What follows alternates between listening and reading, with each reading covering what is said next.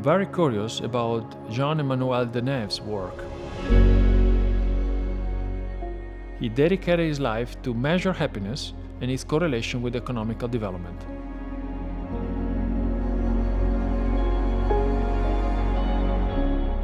He's a professor at behavioral economics at Oxford University, where he directs the Wellbeing Research Centre. He's one of the editors of the UN's World Happiness Report. Jan-Emmanuel, thank you very much for agreeing in this interview. It's really a pleasure having this opportunity. Thank you, Alberto, for hosting all of us. So let's start with the definition. Is it possible to scientifically define what happiness and well-being are? So happiness, well-being, and what constitutes a good life are really very old questions, philosophically speaking. And I should be telling you this because I'm sure you know, but it was Aristotle and even before him who've been struggling with this question, trying to come up with definitions. So it might be slightly presumptuous to think that we have a definition or that it would be easy to come up with one because philosophers have been breaking their heads on it for over 2,000 years. But that being said, I think within the scientific world today, especially psychology and economics and even policy, there's starting to be a bit of a consensus that ultimately it's about how we feel about life as we experience it, individuals. And I think so the emphasis here is on how we feel. So there's a subjective element to it, and we need to be comfortable with the fact that ultimately it's about how we feel. But where it becomes interesting, of course, especially as an economist, is where the definition where the rubber meets or hits the road is where the definition that needs to be operationalized in measurement. Because that's obviously what we as economists need to use. And so the way we end up measuring well-being, happiness, the key measure would be how satisfied are you with your life these days? And Alberto, I'd be asking you that on, say, a scale from 0 to 10. And that's kind of the key measure. Now, there's variance. So the honest truth is there's a bit of a consensus that subjective well-being, you can have an angle at it, which is life evaluations, like this life satisfaction question I just asked you. You can also take a more emotional, hedonic element, which is, are you happy right now? Or are you experiencing any negative emotions, which would be positive and negative affect? And then you can go back to the more virtue-based notion of eudaimonia, which Aristotle and others suggested. And you can ask about, well, do you find life purposeful and worthwhile living? And if you were to ask these 3/4 questions, then you really, I think, have a good sense, a holistic sense for how people feel about their lives. But again, it's important, and I'm sure we'll get to it, ultimately there's only one way of finding out, and it's asking people whether they feel. So people are sovereign in this. We have to respect the fact that they need to tell us whether they're happy or not. I cannot tell whether you're happy, you have to tell me. Absolutely, thank you very much.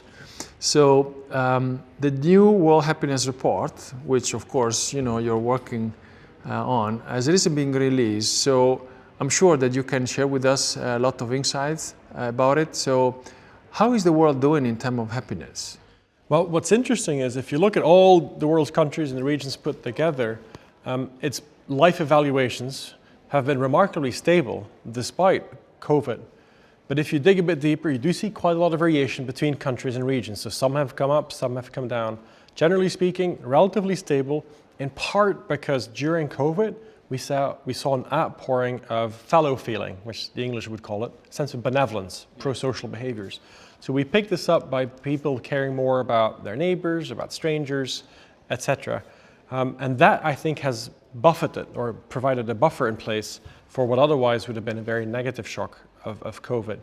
So what's interesting is that humanity, in its own evolutionary ways, has developed a capacity to deal with shocks, and in a way that has allowed people's life evaluations globally, in a very generalistic sense, to remain relatively stable, which is somewhat surprising to all of us. Yeah. What about the differences between countries which are more or like happier and countries which are less so? Yeah, so there are big differences. In the World Happiness Report this year, we've got Finland again on top. So the average, remember I asked you the question, how satisfied are you with your life these days? On 0 to 10 scale, the average Finn would respond 7.7, between 7 and 8, on average 7.8. The lowest, it's like the population which has the lowest average response is Afghanistan, again for the second year running. And the average life satisfaction coming back in Afghanistan is only, I think, 2.8, it's below 3. So imagine this, you go into a country you speak with a representative sample of 1,000 people and you ask them the question, how satisfied are you with your life these days on a scale from 0 to 10? And the average response, which means that there's a lot of zeros and ones, is essentially 2.8. Tells you something about people in Afghanistan and a number of related countries. They know they're in a terrible state and they feel it and they tell us. They tell the Gallup organization who does the world poll from where we draw our data. And so there's huge variation between countries, and I think it's so important that we make that very visible. And while the world's media, when they report on the World Happiness Report, tend to focus in on the number one, is Finland better than Denmark, and what have you, I think there might be a bit more focus, or should perhaps be a bit more focus on the very bottom end of the scale, because that's where they need more attention. So yesterday, at your presentation here at the WHASU Summit, you spend a lot of time differentiating what are the input and the output of this. So, what is the what versus what are the drivers of happiness? Maybe you want to expand a little bit for us. Yeah, very much so. So we now talked about defining and measuring well-being and what the state of well-being is in populations. But ultimately, from a scientific perspective, and especially from a practitioner perspective, there's two other things you need to know. One is, well, how do we change? How do we improve well-being? What's driving it? And also, and especially, what is the relative importance of these drivers? Sure, health and education and social capital, all of that, and income are all important, but what is the relative importance of these things? Like a leader like yourself, you need to know where to invest your money, and some things are more important or need to be prioritized. So that's where getting a sense of the drivers is really important. But then there's also those are the inputs in well-being. But I found there's a lot of attention also being played out on the outputs, the downstream consequences, the effects rather than the causes of well-being. And that's something that I've personally worked a lot on as an economist over the past 10 years, is what in a previous World Happiness Report we've called the objective benefits of subjective well-being. And we surveyed all the kinds of positive things that happen if you can raise somebody's well-being, or if you have high well-being to begin with as an individual or as an organization or as a country.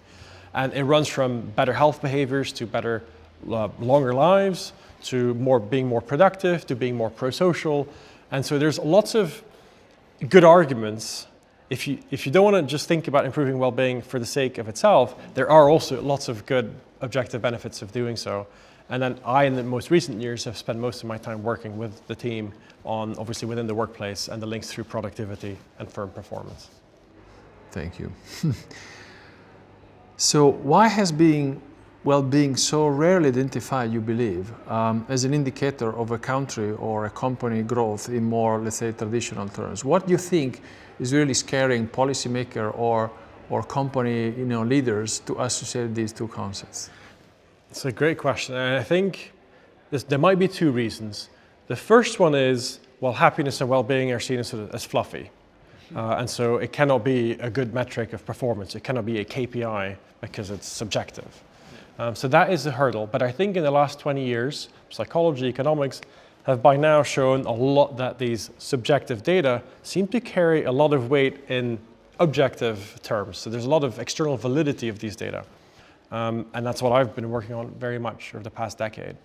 But I think, honestly, Alberto, I think there's a second reason, which is leaders have a tough time giving up power.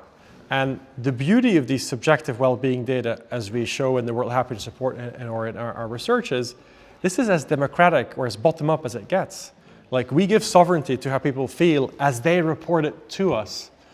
I think leaders prefer something that's more top-down, where they say, okay, there's 5 dimensions to well-being, and I do well on these 5, my company does well on these 5, so my people must be happy.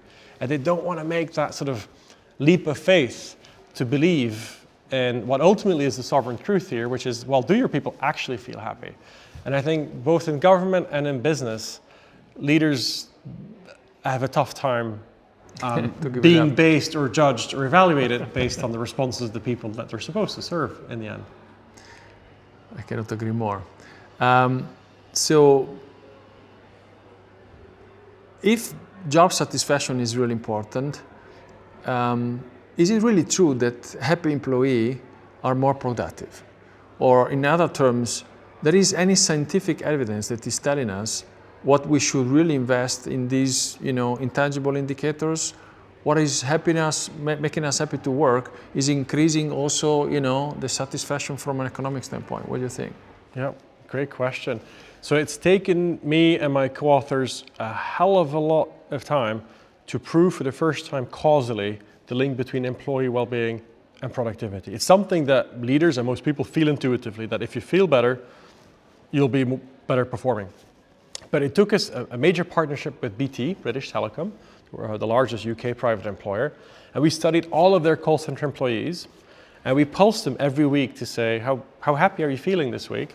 And then we leveraged the very granular data on performance about these call center employees. Well, like how many seconds per call, the customer satisfaction coming back, how many weekly sales they did, absenteeism, you name it, anything you can imagine we have in terms of performance.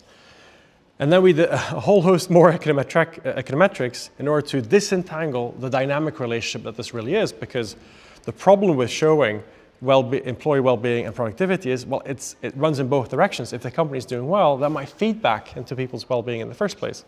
But in this particular paper, we've been able to disentangle that and show for the first time the causal net effect of how we feel on our productivity.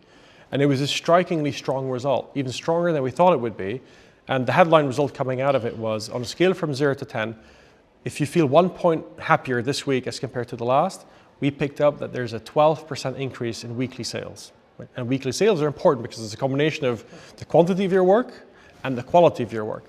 And one thing that I really want to insist always on saying is that it's not that they worked harder or longer hours or took shorter breaks. It was really they worked better. They were more efficient and better at what they were doing. And the reason why is because of feeling better, it had heightened their emotional and social intelligence. So when they were with customers on the line, they just connected better with them. And the result of that is what translated and converted into more sales. And the more you think about it, the more, of course, this is hyper intuitive. If life is going well for you and you experience it that way, you can relate and connect. If life is not going well for you for a variety of reasons, then it's very difficult to connect with others. And ultimately, human beings are social beings and they need to connect. So this is one paper that we've worked really hard on to really show for the first time the causal evidence. And so I think it's now it is established that yes, if we invest in workplace well-being, there will be returns to this. Now, I know you're a senior business leader, so even though I say a 1 point increase leads to 12% increase in weekly sales, that doesn't necessarily, as of yet, constitute a business case. Because what might it cost to improve people by 1%? It might be even more costly than the benefit of 12%. So one way of really showing the business case is taking this evidence, not from the individual sort of pathways to performance, but at the organizational level. And to look at general workplace well-being, and then see the firm's performance and their stock market performance if you're interested in it. That takes into account both the benefits of the well-being of the workforce, but also takes into account the costs or whatever companies have to do to improve workplace well-being.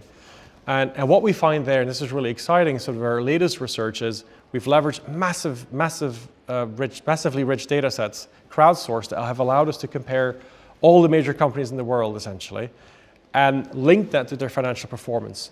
And so I think for the first time, we're now really nailing the business case because we have comparable data on job satisfaction, work happiness, stress, and sense of purpose at work for all the major corporates in the world. And we're linking that to their financial performance, which is obviously systematically documented through the SEC or the other institutions and on the financial markets.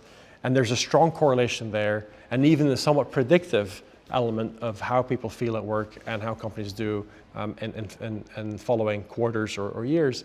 And so I think it's getting really excited, and the business case is now sort of standing on very strong footing, and I'm hoping that CEOs and CFOs will start really taking notice now, because I do want to insist we should invest in the workplace well-being for all the good reasons, but I'm hoping that this research also lends support to leaders to sort of say, wait a second, we really have to do this, because it's also financially interesting to do so. Fantastic. Thank you very much. Maybe the last question from a personal standpoint. When is the last time that you were very happy? I have to say, I'm very happy speaking with you, Alberto.